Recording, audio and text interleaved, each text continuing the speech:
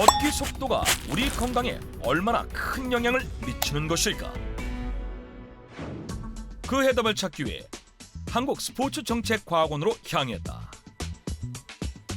오늘 검사하는 걷기 속도에 따라서 신체 변화를 관찰할 예정인데요. 시속 3, 5, 7에 따른 심박수 변화, 칼로리 소모량 변화, 그다음에 근활성도 변화 세 가지를 관찰할 예정입니다. 산책하듯 천천히 걸었던 박경희 씨의 걷기 속도인 시속 3km와 빠른 걸음으로 건강에 도움을 받은 박상조 씨의 평균 시속 5km. 거기에 조금 더 빠른 시속 7km를 추가해 실험을 진행해 보기로 했다. 혈관 건강의 지표를 알 수 있는 심박수와 혈압과 혈당 조절의 원천인 근육의 활성도,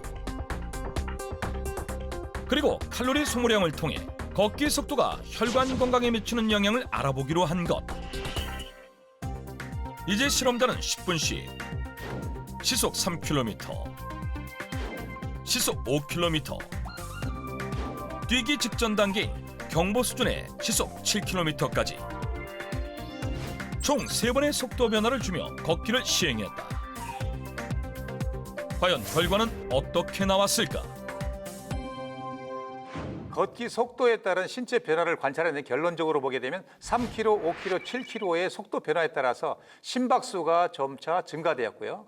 칼로리 소모량도 상당히 많이 증가되었고 근활성도 측면에서는 내측 관근의 활성도가 두드러졌습니다. 그래서 같은 걷기를 통해서 운동 효과를 더욱더 기대하고자 한다면 속도를 빨리 해라, 이런 게 결론이 되겠습니다.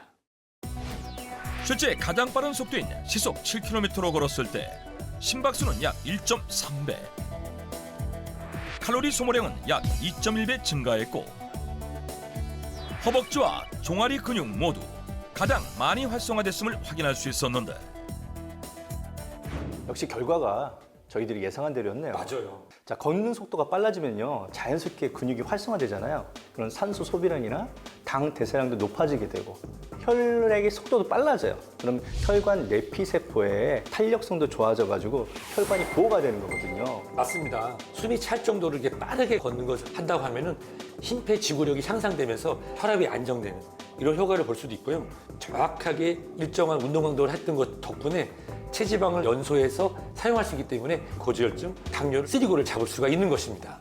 근데 7km면 저게 걷는 건가요? 저 벌써 숨차요. 보기만 해도 숨찬데 사실 저게 자세가 되고 훈련된 분들은 할 수 있지만 맞아요. 일반인이나 다른 분들이 따라하기에는 이게 빠르게 걷다 보면 이제 지면에 받는 충격 때문에 이 발바닥에도 문제가 있을 것 같고 맞아요. 관절에도 문제가 될까 봐 저는 걱정되는 게 사실입니다. 맞아요. 그래서 걷기 운동을 오랫동안 지속적으로 안정적으로 하려면 시속 5km가 적당한 것 같아요.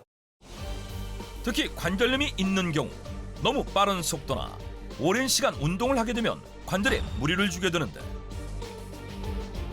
걷는 속도가 빨라질수록 근육 수축 정도가 빨라지고, 이렇게 근육이 빠르게 수축하면 경련이 찾아오고 그로 인해 오히려 관절염이 악화될 수도 있다고 한다. 그런데 운동 효과를 높이면서도 관절에 무리를 주지 않는 최적의 속도가 시속 5km라는 것. 실제 연구 결과에 따르면 숨이 찰 정도, 즉 시속 5km로 걸었을 때 관절 건강에 도움이 된다고 한다. 올바른 걷기의 비밀이 또 하나 있어요. 10분씩 세 번에 나눠서 걸었잖아요. 우리가 관절을 일정 시간 동안 계속 30분을 무리하게 쓰면 아무래도 관절에 무리가 되겠죠. 그래서 박상조 씨는 이거를 10분씩 세 번에 나눠서 관절에 무리가 안 가게 운동을 했던 겁니다. 때문에 관절염이 있다면 10분씩 세 번에 나눠 시속 5km로 빠르게 걷는 것이 좋다. 아니, 근데 5km 하나 걷는 거 우리가 알 수도 없고 뭐 몸에 속도계가 달려있는 것도 아니잖아요. 잘 모르시잖아요. 네. 그래서 내가 오늘 시속 5km를 걸을 수 있는 팁을 준비해왔습니다. 기대가 됩니다. 뭘까요? 바로 걷는 보폭을 10cm만 늘려라입니다. 보폭이란 앞발의 뒤꿈치부터 뒷발의 뒤꿈치까지의 거리를 말하는데, 이 거리를 평소보다 주먹 하나의 길이인 10cm만 늘리며 속도를 높일 수 있다는 것. 실제 출발점과 도착점을 지정한 후 보폭을 달리해서 걷자. 보폭을 늘렸을 때 걸음 속도가 훨씬 빨라졌고